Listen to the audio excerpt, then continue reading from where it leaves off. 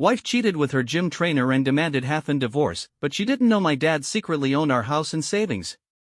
I never imagined I'd end up sharing my story here, but life has a funny way of taking unexpected turns. I'm 35 years old, an accountant by trade, and I've been working at a small local firm for nearly a decade. I've always been the kind of guy who keeps his feet firmly on the ground, practical and level-headed. Maybe that's why I've managed to keep my composure through everything that's happened. I'm married to Emma, who's 33. We've been together for about 5 years, though we only tied the knot 2 years ago. No kids, which, looking back now, seems like a bit of a silver lining. Emma hasn't held a job since we got married. She used to work in marketing, but after the wedding, she decided to take a step back and focus on building our life together. I didn't have a problem with it. I earn enough to support us both comfortably, and I assumed her career break would be short-lived.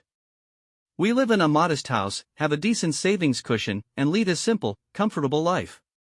Or so I thought. Emma spent most of her time at home, but over the past few months, things started to feel different.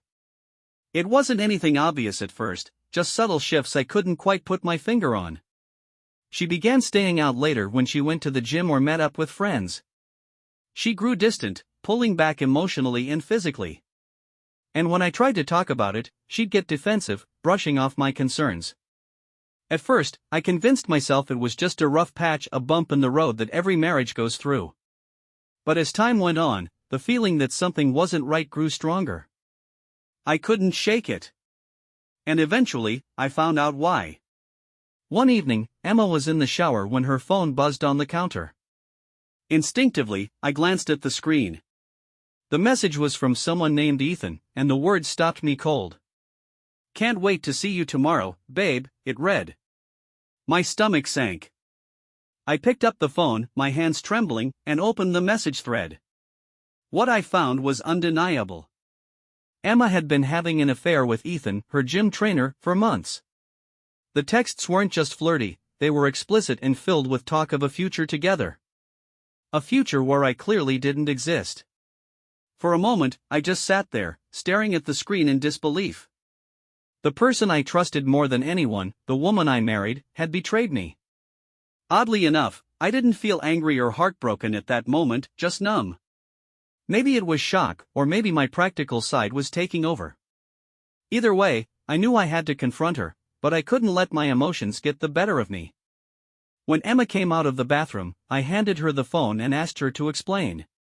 She tried to play it off at first, saying it was just a joke or a misunderstanding. But when I read some of the messages aloud, she realized there was no point in lying.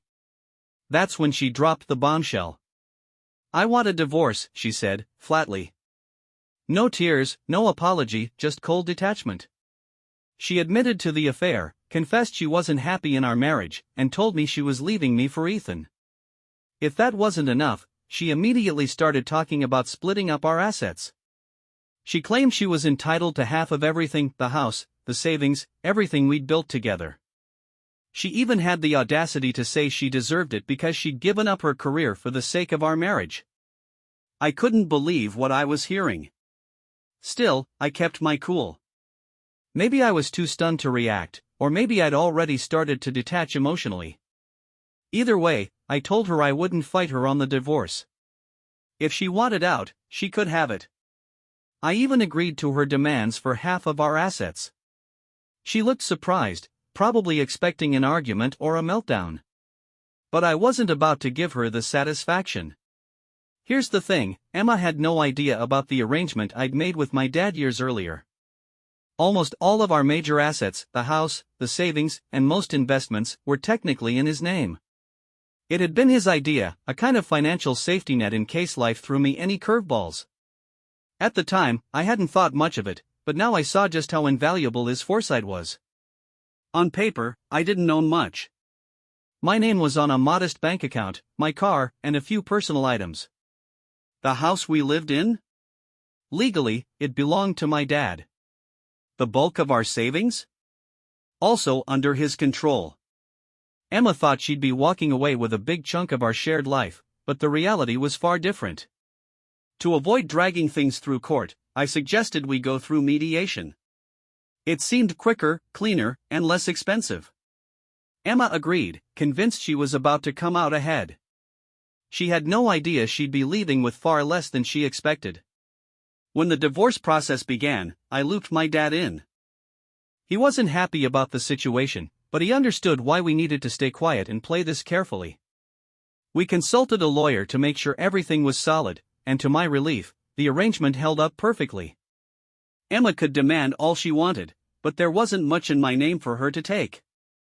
Emma didn't waste any time. The moment we began the divorce process, she went straight to hiring a high-powered divorce attorney, the kind with a reputation for going after every penny they can get. I, on the other hand, decided to go with a more understated but highly capable lawyer who specialized in complex financial cases like mine. I wasn't looking for a fight, but I wasn't going to let Emma and her lawyer steamroll me either. The first step was disclosing our assets, and let me tell you, it didn't go the way Emma expected. I provided a full and accurate account of everything I owned, exactly as the law required. But when her lawyer looked over the numbers, his confident smirk faded. Emma's expression wasn't much different. She was shocked, confused, and clearly starting to doubt her assumptions. Despite her disbelief, there wasn't anything they could do. I wasn't hiding anything, everything was laid out, plain and simple. That didn't stop Emma from lashing out, though. She accused me of lying and called me every name in the book right there in front of everyone. She couldn't accept that the assets she thought were ours simply weren't in my name. After her outburst, I calmly told her we'd continue the discussion once she'd had time to cool off and walked out. But I'd be lying if I said her accusations didn't sting, even though I knew I'd done nothing wrong. Now, here I am, turning to Reddit to ask, am I the asshole for agreeing to give Emma half of what's technically mine, knowing full well it's far less than what she expects? Update 1. Things are really heating up now. After the initial asset disclosure, Emma was utterly dumbfounded. She couldn't believe what she was seeing, or, more accurately, what she wasn't seeing. She accused me of hiding money and demanded a deeper investigation. Her lawyer wasn't much better, pushing hard for answers about where the real assets were. They hired a forensic accountant to comb through everything, clearly convinced I had stashed away a fortune somewhere. At first, I was a little uneasy. Not because I had anything to hide, but because I knew this would drag things out unnecessarily. But after sitting down with my lawyer and reviewing everything again, I felt confident. Legally, everything was exactly as I'd presented it. There was no paper trail that could link my dad's assets back to me. As the investigation stretched on, Emma's frustration became impossible to miss. She was so used to getting what she wanted that the idea of walking away with almost nothing was clearly driving her crazy.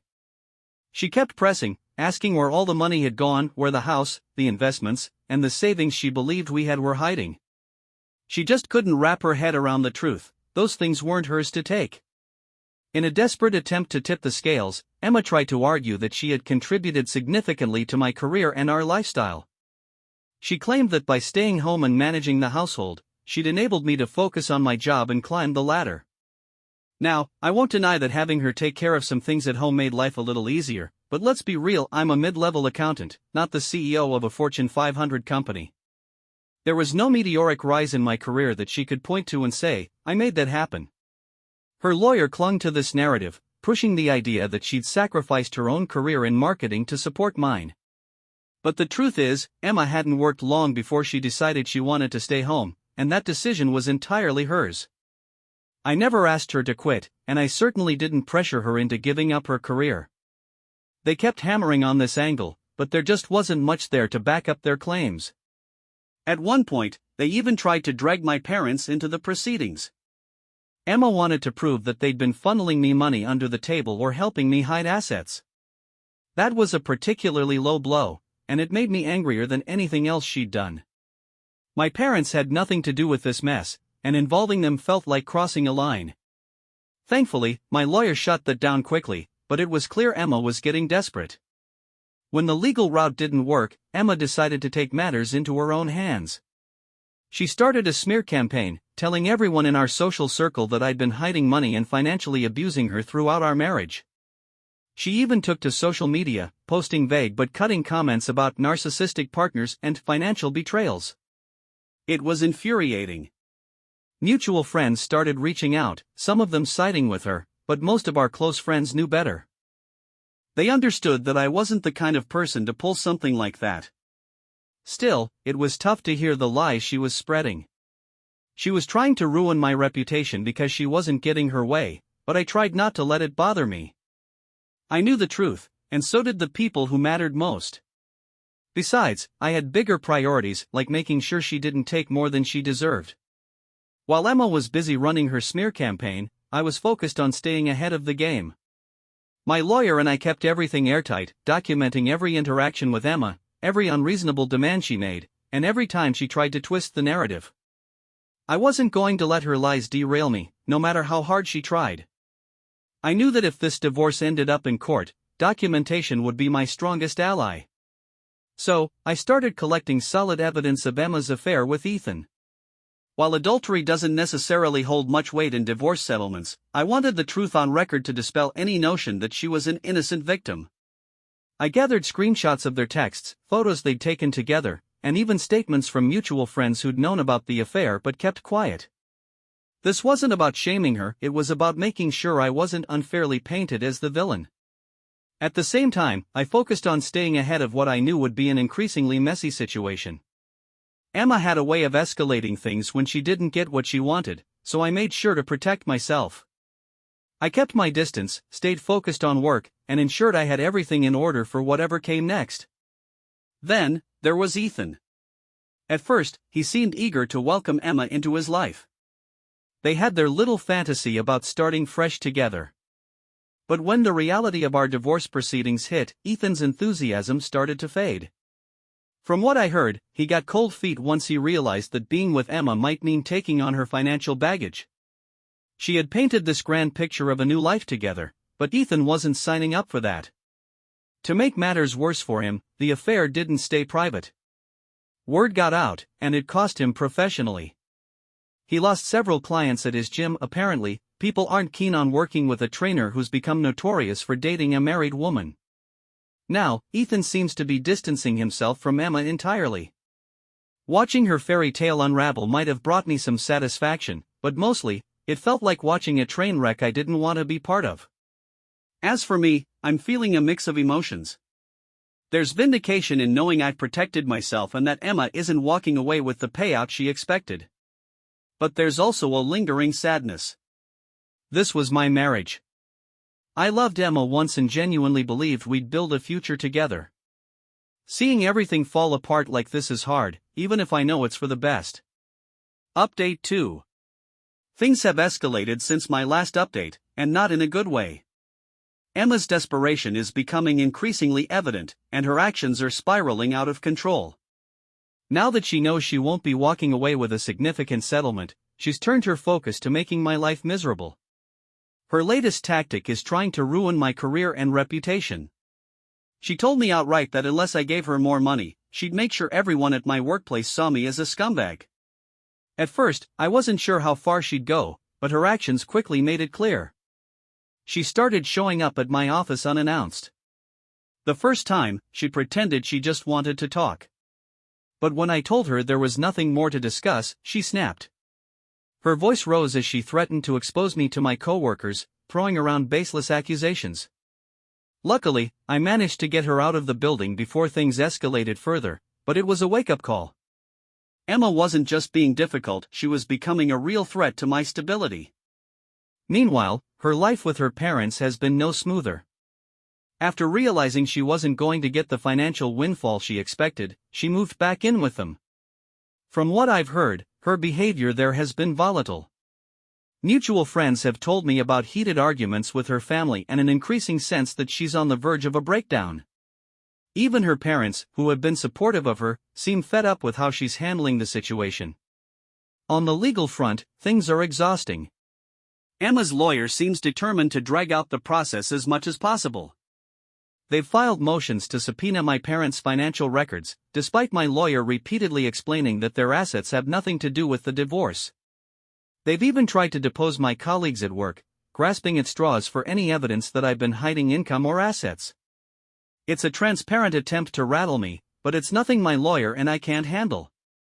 Still, the constant barrage of paperwork and legal maneuvers is draining. We've also tried mediation twice now, and both attempts have been disasters.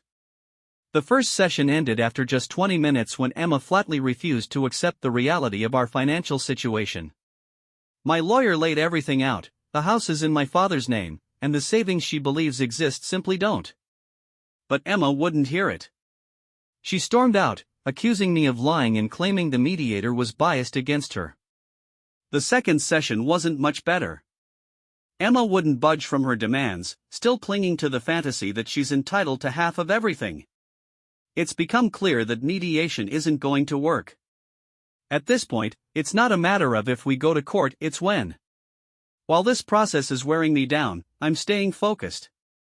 My lawyer is excellent, my documentation is solid, and the truth is on my side. But that doesn't make it any easier to watch my former partner unravel like this. When Emma walked into the next mediation session, she came armed with a list of demands so outrageous it was almost laughable.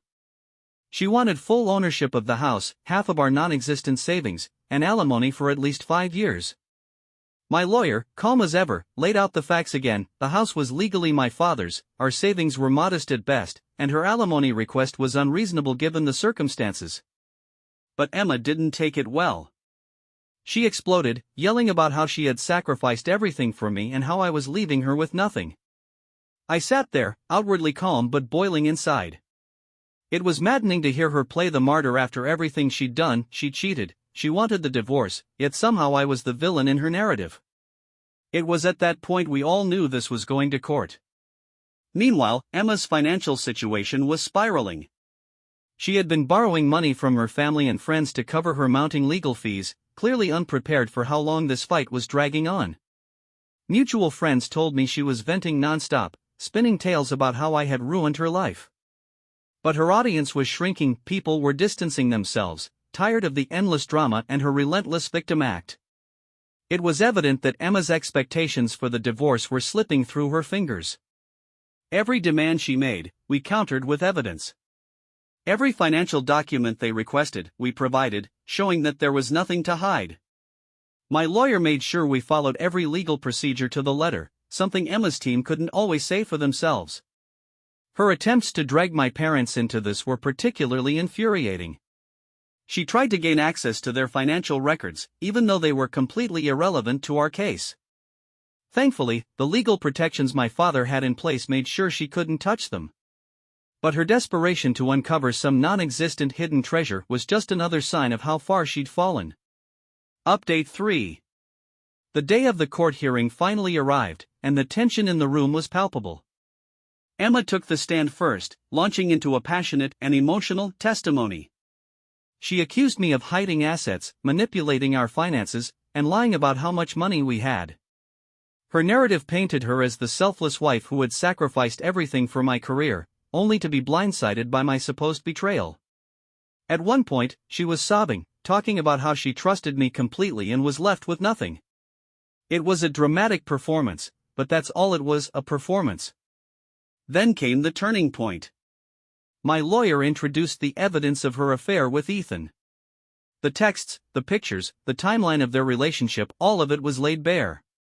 Suddenly, her story began to unravel. Her sobs turned into excuses, claiming the affair was a mistake and had nothing to do with the divorce. But the damage was done.